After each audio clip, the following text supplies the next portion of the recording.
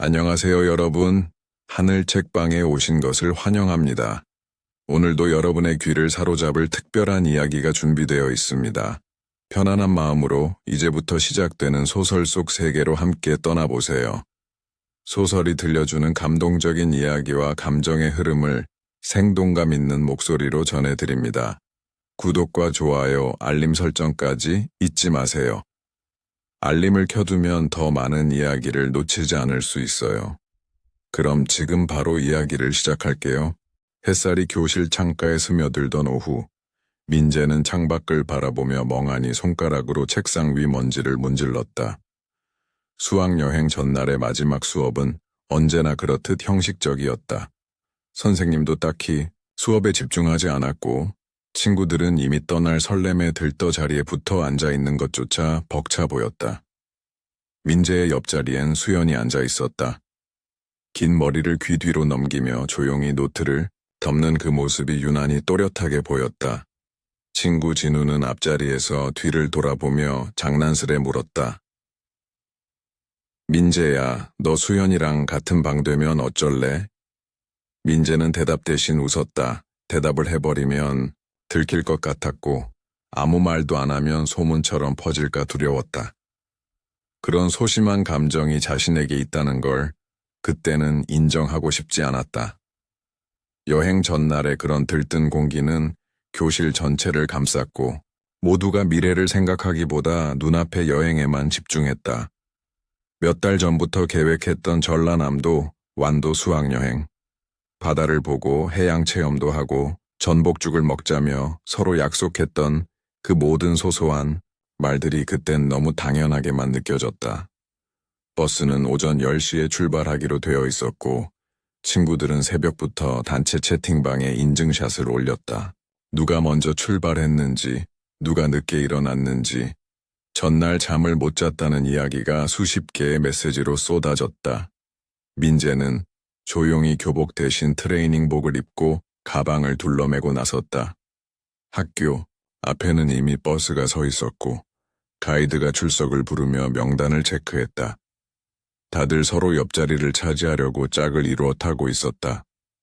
민재는 수연과 같은 줄에 앉게 되었고 수연은 아무렇지 않게 창가에 앉아 웃으며 말했다. 창문 열면 바닷바람 냄새 날까? 그 말에 민재는 대답하지 못했다. 대신 창밖을 바라보며 저 멀리 교문 앞에서 서성이는 수연의 어머니 모습을 힐끔 보았다. 그녀는 계속 손을 흔들고 있었다. 수연은 모른 척했다. 아마 부끄러웠던 걸지도 모른다. 버스는 출발했고 도시의 건물들이 하나둘 멀어지기 시작했다. 누군가는 이어폰을 꼈고 누군가는 과자를 꺼내 나눠 먹었다. 앞자리에 진우는 아예 통로로 나와 춤을 췄다. 다들 웃으며 핸드폰으로 찍었고 이거 인스타에 올려야겠다며 장난을 쳤다. 선생님은 단속하려다 말고 그냥 못 본 척 고개를 돌렸다. 민재는 조용히 창밖을 바라보았다. 하늘은 유난히 맑았고 구름은 솜사탕처럼 뭉쳐 있었다. 이 공기와 이 웃음들이 영원할 거라 믿었다. 그렇게 아무도 몰랐다. 그것이, 그 웃음이, 그 하늘이 마지막이 될 수도 있다는 것을. 여행지에 도착해서는 바다를 바라보며 단체 사진을 찍었다. 사진기 버튼을 누르기 전 선생님이 외쳤다. 하나, 둘, 셋, 김치. 찰칵 셔터 소리와 함께 모두의 얼굴이 사진 속에 박혔다. 손을 흔드는 아이들, 눈을 감은 친구. 수연은 카메라보다 민재를 바라보고 있었다. 민재는 그걸 몰랐다. 그리고 그 사진이 모든 것을 말해줄 유일한 단서가 될 줄은 더더욱 몰랐다.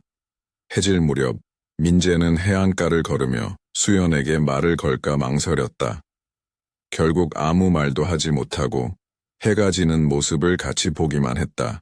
그날 밤 모두는 서로의 사진을 보며 웃었고 늦게까지 게임을 하며 소란을 떨었다. 복도에서 들려오는 친구들의 발소리, 옆방에서 들려오는 장난치는 소리, 창밖의 파도 소리까지 그날 밤은 살아있다는 감각으로 가득했다. 그리고 그 다음 날 비가 내렸고 버스는 다시 산길을 달리기 시작했다. 비는 아침부터 내리고 있었다. 굵지 않았지만 창밖을 타고 흐르는 물방울은 쉬이 멈출 기세가 아니었다. 민재는 앞자리 등받이에 머리를 기댄 채 눈을 감고 있었다. 옆자리의 수연은 이어폰을 한쪽만 낀 채 조용히 노래를 듣고 있었다. 노랫소리는 거의 들리지 않았지만 리듬은 그녀의 손끝에서 느껴졌다. 버스 안은 피곤함과 나른함으로 가득했고 몇몇 친구들은 이미 깊은 잠에 빠져 있었다. 차창 밖의 풍경은 점점 산길로 접어들고 있었고 도로는 젖어 있었다. 운전기사는 조심스럽게 핸들을 돌리고 있었고 선생님은 휴대폰으로 사진을 정리하며 중얼거렸다. 누군가 갑자기 소리를 질렀다. 그 짧은 비명은 마치 공기를 찢는 듯 날카롭게 울렸다. 버스가 왼쪽으로 휘청겼고 민재는 갑자기 중력을 잃은 듯 좌석에서 튕겨 나갔다. 시야가 기울었다. 창밖의 풍경이 전복되었다. 머리가 어딘가에 세게 부딪혔고 귀가 먹먹해졌다. 사람들의 비명, 유리 깨지는 소리, 무언가 부서지는 둔탁한 굉음. 순식간이었다. 너무 빨라서 이게 현실인지 꿈인지조차 분간할 수 없었다. 버스는 몇 차례 땅을 구르듯 굴러내려갔고 그 끝에서 모든 것이 멈췄다. 어디선가 연기 냄새가 났다. 시야는 어두웠고 귀에 윙윙대는 소리가 맴돌았다. 누워있는 자세였고 누군가의 팔이 자신의 다리 위에 걸쳐져 있었다. 민재는 천천히 눈을 떴다. 자신의 몸이 피로 젖어 있었다. 옆에는 진우가 있었다. 눈을 감고 있었고 미동도 없었다. 수연은 보이지 않았다. 민재는 몸을 일으키려 했지만 머리가 어지러워 다시 주저앉았다. 숨을 들이쉬자 금속 타는 냄새와 피비린내가 뒤섞여 코를 찔렀다. 이곳이 지옥이라면 아마 이런 모습일 것이다. 창문은 산산조각 나 있었고 시트는 뒤엉켰으며 천장에서 매달려 있는 수화물들이 바닥에 쏟아져 있었다. 누군가 약하게 신음하고 있었다. 어디선가 누군가의 이름을 부르는 소리가 들렸고 민재는 가까스로 몸을 움직여 탈출구 쪽으로 기어갔다. 손에 유리가 박혔고 이마에서 피가 흘렀다. 그 순간 누군가 민재를 잡아당겼다. 구조되었다. 그는 그들에게 끌려 나와 들것에 실렸다. 이 아이, 살아있어요. 그 외침이 멀게만 들렸다. 들것 위에서 민재는 고개를 돌렸다. 기울어진 버스 안에 여전히 사람들의 몸이 남아있었다. 피투성이가 된 교복, 부러진 안경, 수연의 가방, 그리고 사진기. 그 속에 아직 따뜻한 목소리들이 남아있을 것 같았다. 그가 구조된 직후 버스는 점점 연기에 휩싸였다. 붉은 불꽃이 피어오르고 비가 그 위로 떨어졌다. 누군가가 소리쳤다. 더 이상 못 들어가요. 그렇게 그들은 사라졌다. 병원에 도착했을 때 민재는 이미 의식을 잃은 상태였다. 응급실에서 여러 명이 민재의 몸을 만졌고 산소 마스크가 씌워졌다. 간신히 깨어난 그는 하얀 천장과 형광등을 보았다. 주변은 조용했고 창밖에선 비가 여전히 내리고 있었다. 옆 침대에는 아무도 없었다. 간호사가 다가와 혈압을 재고는 조용히 말했다. 기억나시죠? 사고가 있었어요. 민재는 무겁게 고개를 끄덕였다. 사고. 그래, 사고였지. 그가 말없이 창밖을 바라보자 간호사는 조심스레 입을 열었다. 유일한 생존자시래요. 그 말은 아주 가볍게 들렸지만 민재의 심장을 쿵 하고 짓눌렀다. 살아남았다는 것. 그건 축복일까? 저주일까?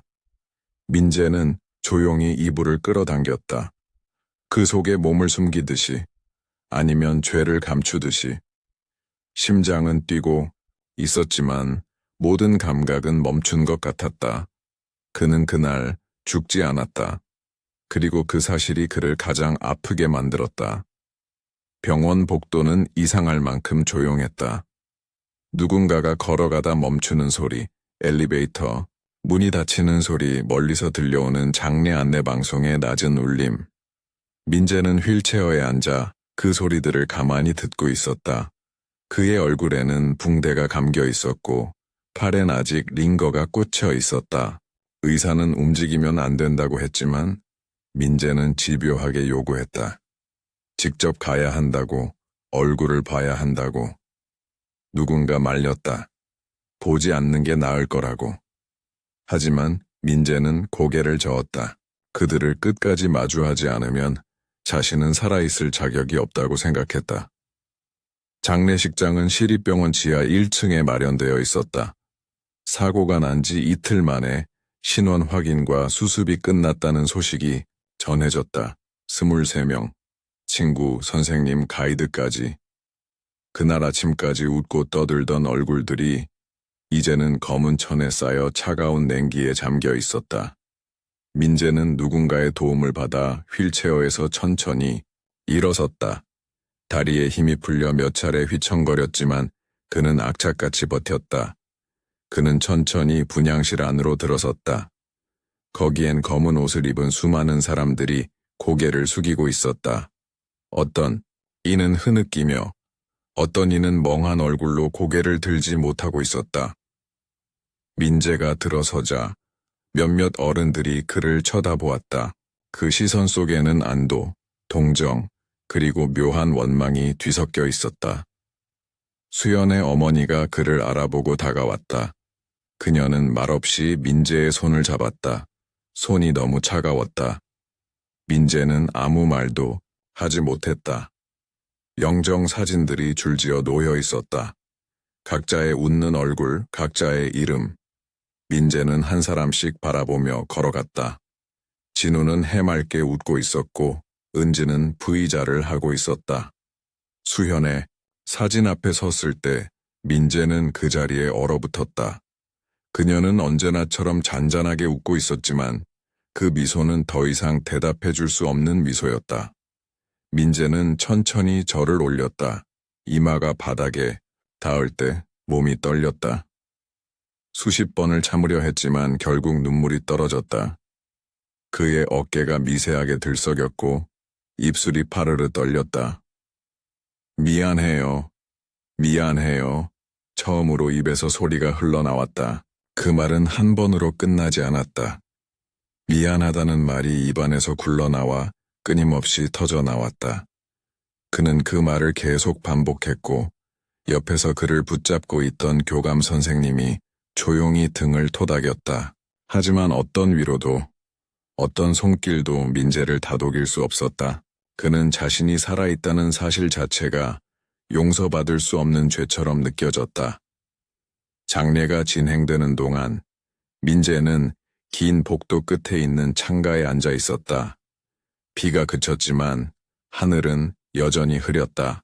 어떤 부모는 오열했고 어떤 부모는 조용히 위파의 앞에서 앉아 눈을 감고 있었다. 네가 살아줘서 고맙다는 말이 들려왔다. 어떤 어른의 목소리였다.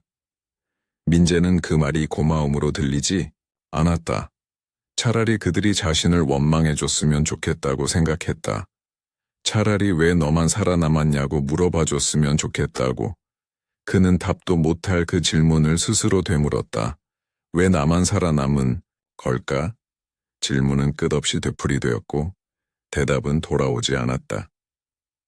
창밖에는 하얀 국화꽃을 든 여학생 둘이 장례식장으로 들어오는 모습이 보였다. 그들은 조용히 민재를 지나쳐 들어갔다. 민재는 천천히 고개를 돌렸다. 분향실에는 여전히 촛불이 흔들리고 있었다. 그 빛이 민재의 시야에 흐릿하게 번졌다. 머리끝까지 밀려드는 공허감, 그리고 알 수 없는 차가운 바람. 민재는 그 자리에 그대로 주저앉았다. 이 모든 현실이 꿈이길 바랐다. 하지만 발끝에서부터 전해지는 차가운 대리석의 감촉은 그가 너무도 선명하게 살아있음을 말해주고 있었다. 집은 그 자리에 있었다. 사고 전과 다름없이 현관문은 열렸고 익숙한 냄새가 민재의 코를 스쳤다. 신발장 위에는 출발 전날 신던 운동화가 그대로 놓여 있었고 냉장고에는 엄마가 싸준 김밥 재료가 반쯤 남아 있었다. 전자레인지 안에는 먹다 남은 찌개가 식은 채 놓여 있었다. 바닥엔 친구들과 함께 쓰던 게임기 컨트롤러가 덩그러니 굴러다녔고 벽에 붙은 수학여행 준비물 리스트가 아직 지워지지 않은 채 테이프로 붙어 있었다. 아무것도 달라지지 않았지만 민재는 그 공간에서 낯선 이방인이 되어 있었다. 엄마는 말없이 민재를 안아주었고 아빠는 어색하게 등을 토닥였다. 민재는 눈을 감고 있었다. 아무것도 느끼고 싶지 않았다. 아무것도 생각하고 싶지 않았다. 그날 저녁 민재는 식탁 앞에 앉아 있었다. 국은 식고 있었고 밥은 그대로였다. 숟가락을 들어야 했지만 손이 움직이지 않았다. 부모는 억지로라도 먹으라고 했지만 민재는 고개만 저었다. 입안이 말라붙은 것 같았고 음식 냄새조차 역겨웠다. 결국 밥상을 물리고 방으로 들어왔다.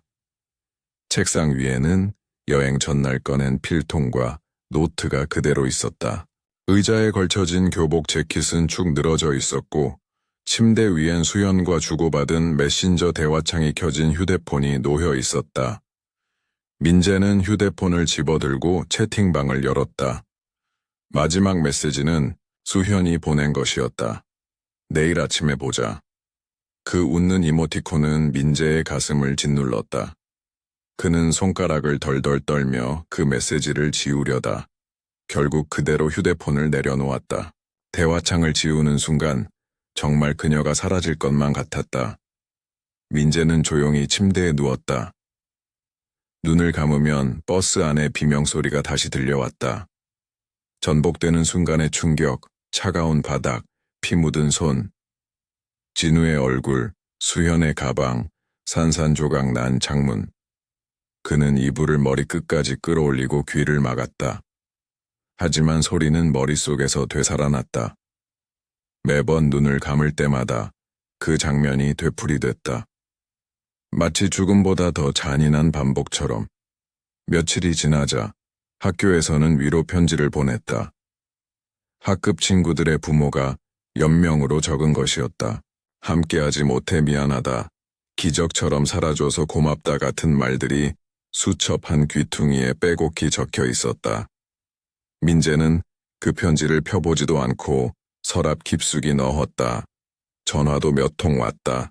진우의 엄마, 수연의 외삼촌, 담임 선생님의 아내까지. 모두 말끝을 흐리며 안부를 묻고 눈물 섞인 위로를 건넸다. 민재는 말없이 고개를 끄덕이거나 짧게 네 라고만 대답했다. 말을 길게 하면 감정이 터져 나올 것 같았고 감정이 터지면 도저히 감당할 수 없을 것 같았다.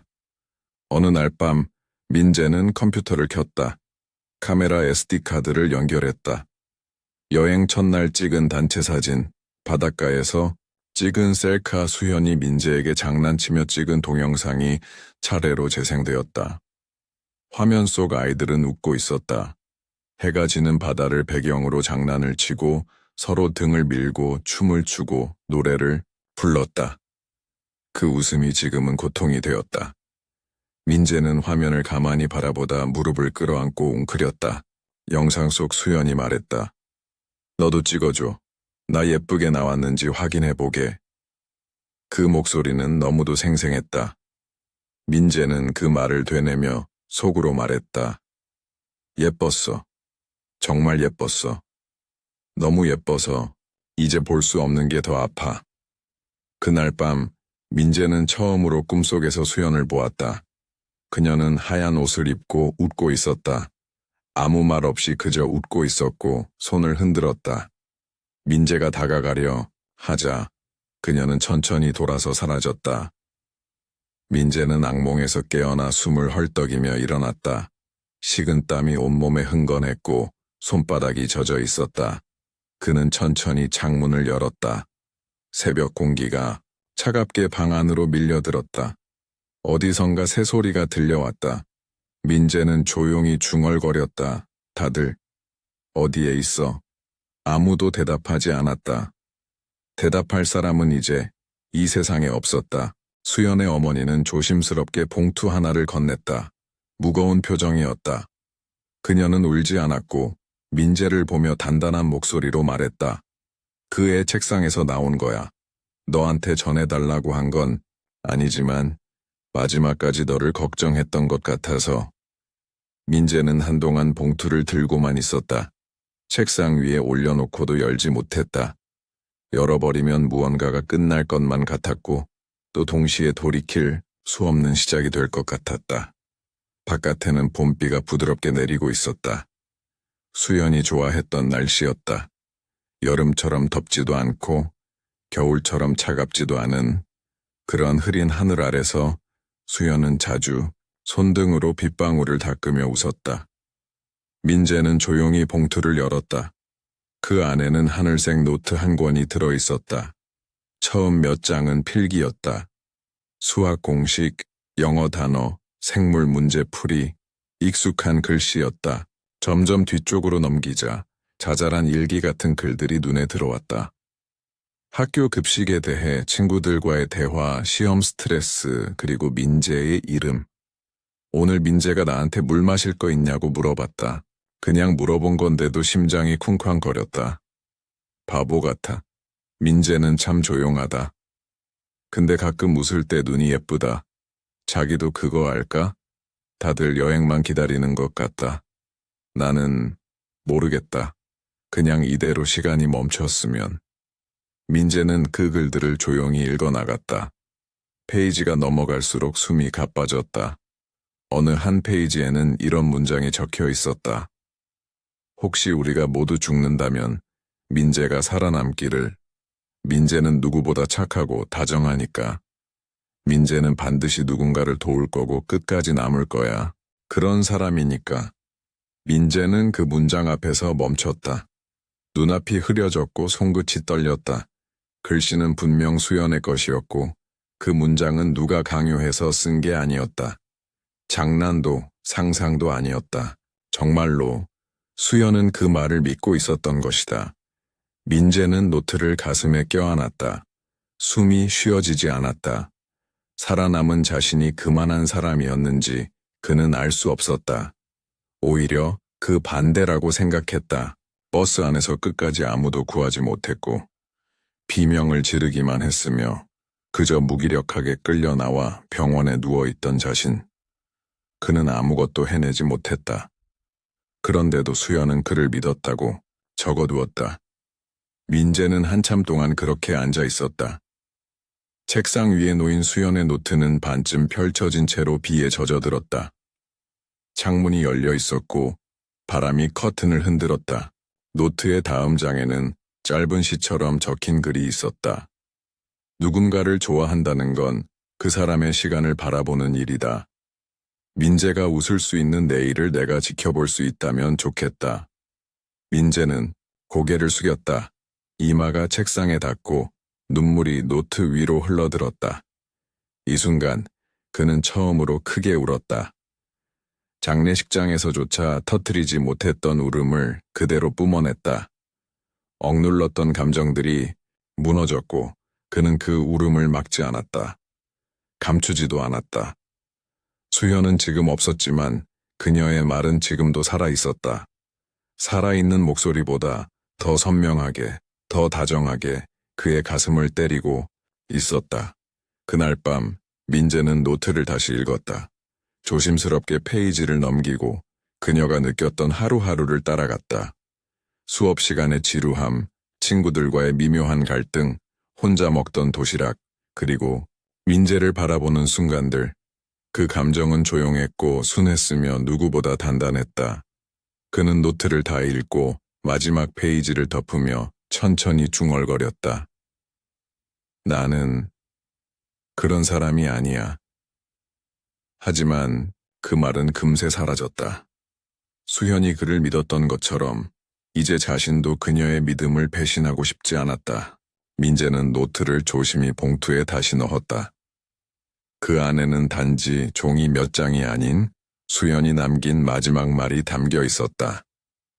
노트의 무게는 가벼웠지만 그가 느끼는 감정의 무게는 그 어떤 겉보다 무거웠다. 창밖의 빗소리는 여전히 귓가를 두드리고 있었다. 민재는 눈을 감고 조용히 말했다. 고마워, 수연아. 그 한마디에 그의 모든 죄책감이 사라진 건 아니었지만 무너진 마음의 작은 틈이 생겼다. 빛은 아주 약했지만 분명히 들어오고 있었다. 민재는 그날 하루 종일 아무것도 먹지 않았다.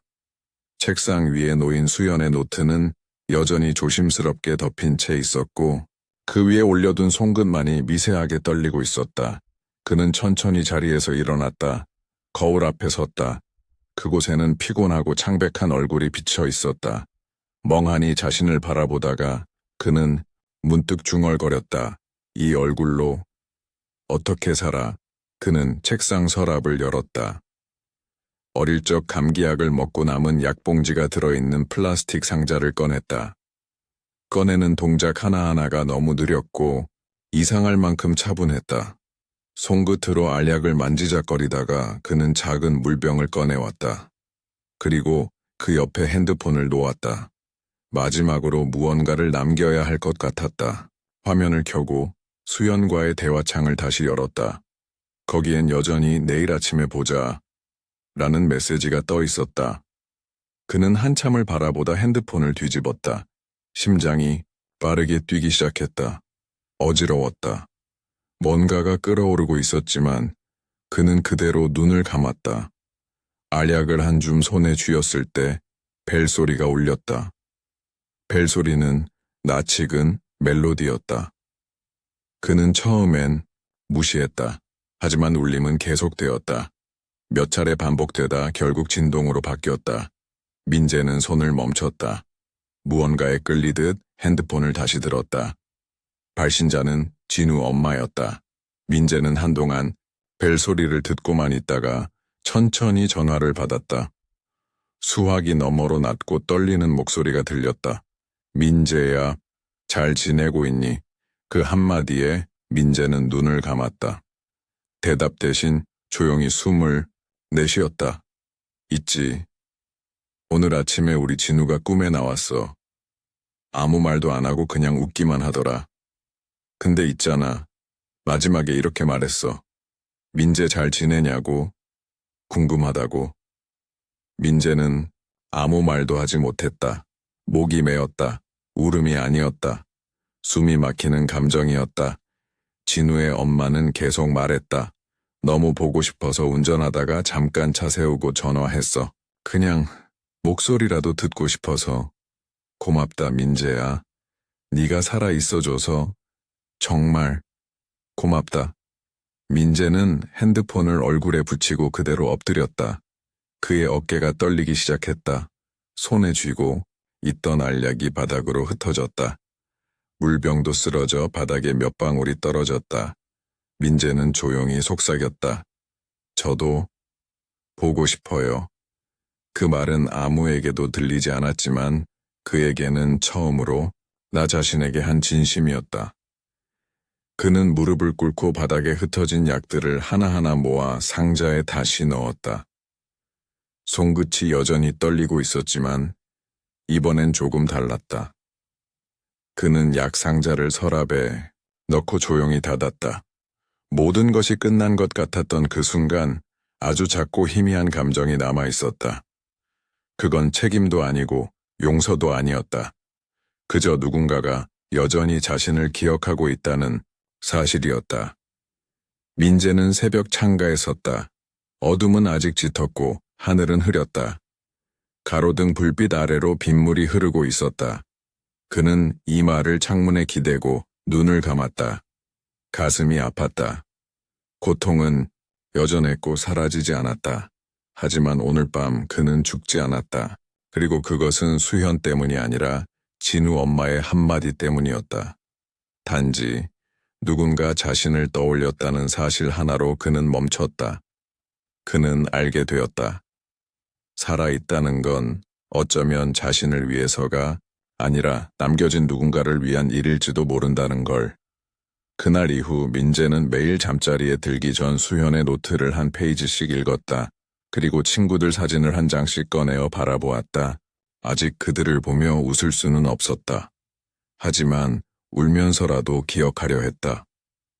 그렇게 민재는 아주 조금, 아주 천천히 살아가는 쪽을 향해 몸을 기울이기 시작했다. 민재는 새벽에 눈을 떴다. 더 이상 악몽을 꾸지는 않았지만 깊은 잠은 오지 않았다. 창밖은 어두웠고 도시의 불빛은 먼 안개 너머로 희미하게 깜빡이고 있었다. 손끝으로 이불 가장자리를 만지작거리며 그는 천천히 몸을 일으켰다. 책상으로 가서 노트를 펼쳤다. 수현의 글씨는 여전히 조용하고 부드럽게 그 자리에 있었다. 그는 노트를 넘기지 않았다. 그냥 그 위에 다른 종이를 올렸다. 하얀 편지지. 처음으로 민재는 펜을 들었다. 누구에게 쓰는지도 알 수 없었고 무엇을 쓸지도 정하지 않았다. 하지만 그저 무언가를 쓰고 싶었다. 그는 종이 위에 천천히 적어 나갔다. 안녕. 모두들 잘 지내고 있지. 나는 아직 여기에 있어. 미안해. 내가 살아남아서. 그날 버스 안에서 아무도 구하지 못한 게 계속 생각나. 매일 밤 눈을 감으면 그 장면이 다시 떠올라. 너희는 다 웃고 있었는데 나는 그 웃음을 다시 들을 수가 없어. 근데 있잖아. 나 요즘 조금씩 살아보려고 해. 아직은 너희 생각만 해도 눈물이 나지만 그래도 하루에 한 번은 웃어보려고 노력해. 웃는 게 죄 같지만 너희가 싫어할까봐. 민재는 잠시 펜을 멈췄다. 눈이 따갑고 목이 조여왔다. 창밖을 보니 새벽 하늘이 조금씩 밝아지고 있었다. 멀리서 첫 지하철 소리가 울렸고 바람이 커튼을 부드럽게 흔들었다. 그는 다시 글을 이어갔다. 진우야, 네 엄마가 전화를 줬어. 네가 꿈에 나와서 나 잘 지내냐고 물었다고 해. 나 그 말 듣고 멈췄어. 죽지 않았어. 고맙다. 나 때문에 네 엄마가 울지 않게 하려고. 다시 살아보려고 해. 은지야, 너 국어 시간에 항상 잠만 자더니 지금쯤이면 많이 자고 있겠지. 수연아, 네가 마지막으로 쓴 말 다 읽었어. 나는 그런 사람이 아니야. 근데 네가 그렇게 믿어줘서 나 이제 조금은 그렇게 살아보려고 해. 나 아직 너희가 그리워. 정말 많이. 하지만 이제는 조금은 덜 무서워. 그는 편지를 접어 책상 서랍에 넣었다. 아무에게도 보내지 않을 편지였다. 하지만 그 편지를 쓰는 동안 그의 안에 남아있던 감정의 껍질 하나가 조용히 갈라지는 것을 느꼈다. 살아있다는 건 이렇게 아주 작은 고백에서 시작되는 건지도 몰랐다. 민재는 커튼을 열고 창밖을 내다보았다. 동쪽 하늘 끝이 어슴풀의 빛을 머금고 있었다. 그는 조용히 창문을 열었다. 차가운 공기가 방 안으로 밀려들었고 그 냉기에 눈이 조금 맑아지는 기분이었다. 먼 데서 새소리가 들려왔다. 민재는 그 소리에 귀를 기울였다. 아무도 없는 방 안, 아무도 없는 새벽에 그는 처음으로 스스로에게 말을 걸었다. 조금만 더 살아보자. 하루만 더. 그 말은 작고 힘없었지만 확실했다. 그는 창문을 닫고 책상에 엎드려 잠이 들었다. 짧은 시간이었지만 꿈은 없었고 마음이 한결 가벼웠다. 아침이 되자 어머니가 문을 두드렸다. 민재는 오랜만에 스스로 일어나 세면대로 갔다. 거울 앞에 선 자신의 얼굴은 여전히 창백했지만 입가에 아주 미세한 주름이 생겨 있었다. 웃으려다 멈춘 자국이었다. 그날 저녁 그는 두 번째 편지를 썼다. 이번엔 진짜로 봉투에 넣고 우체국에 갔다. 받는 사람은 진우의 엄마였다. 편지엔 이렇게 적혀 있었다. 저는 아직 괜찮지 않아요. 근데 조금씩 괜찮아지고 있어요. 감사합니다. 정말로.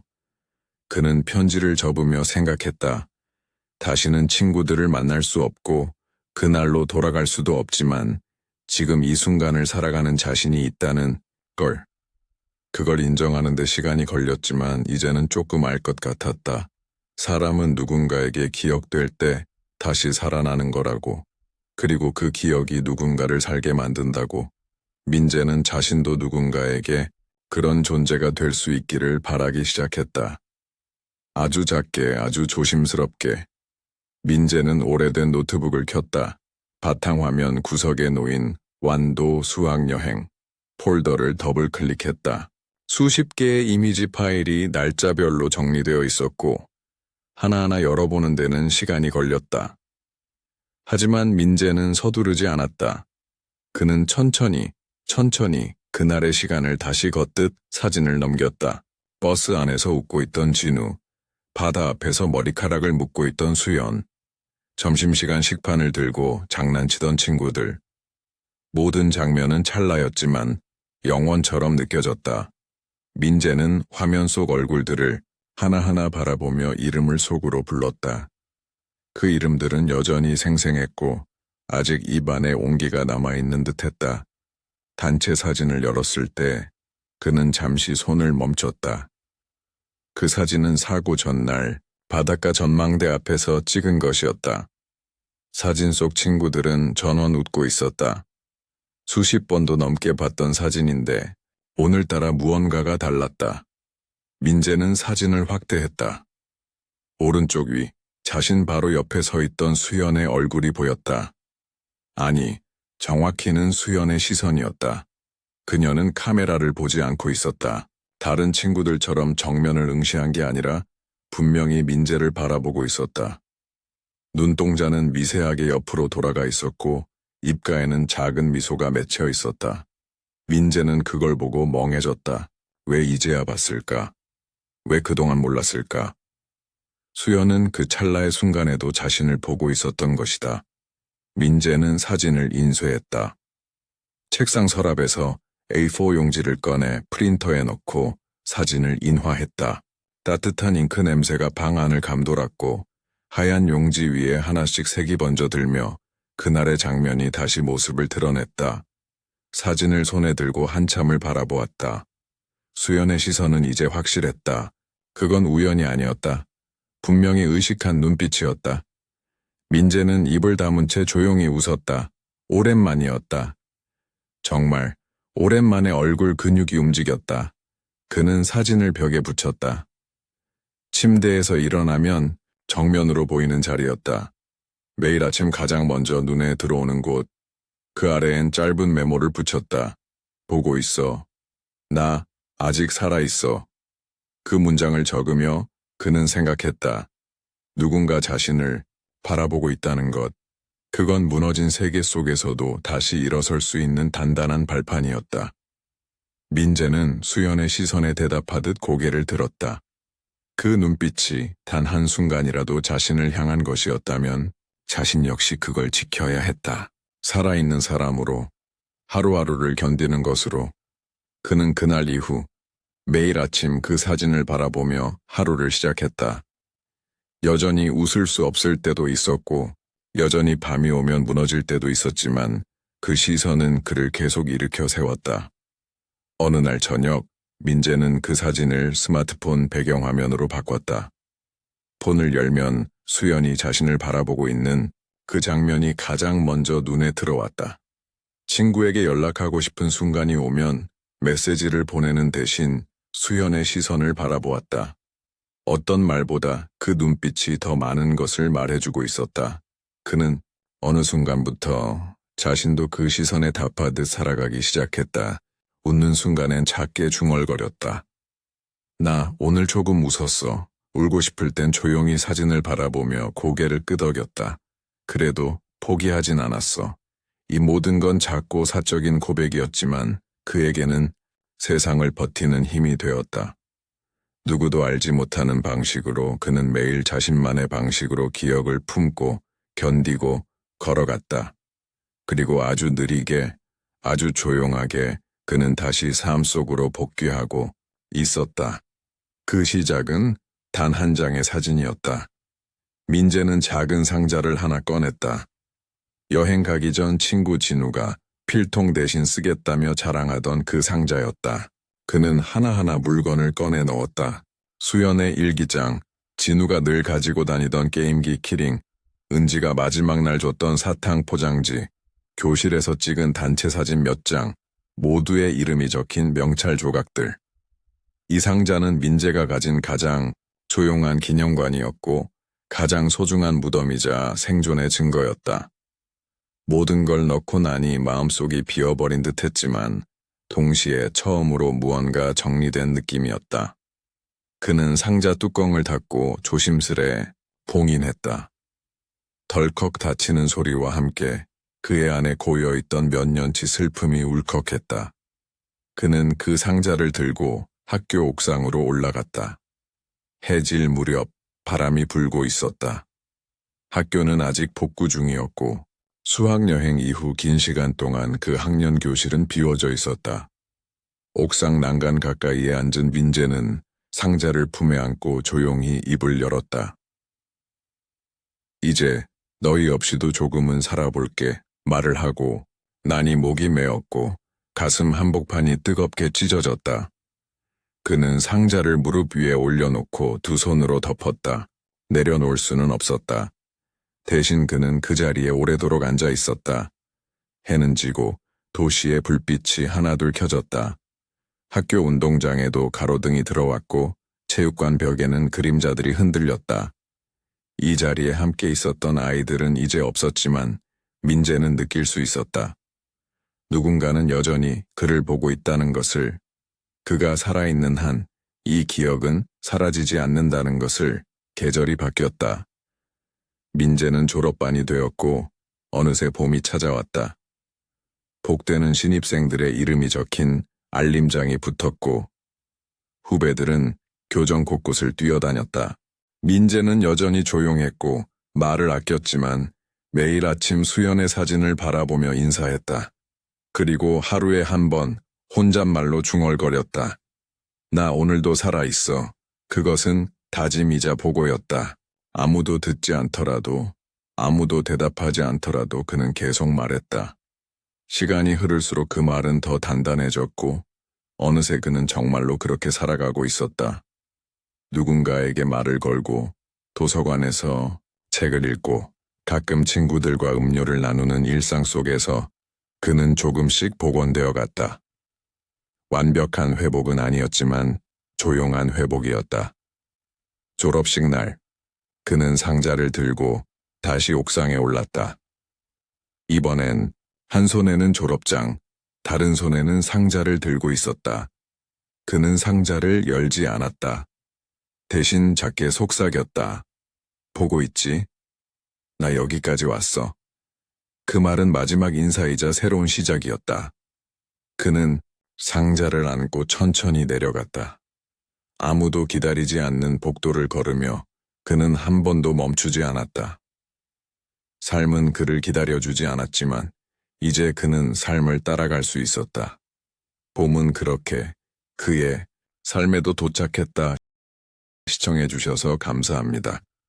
구독과 좋아요는 영상 제작에 큰 힘이 됩니다. 감사합니다.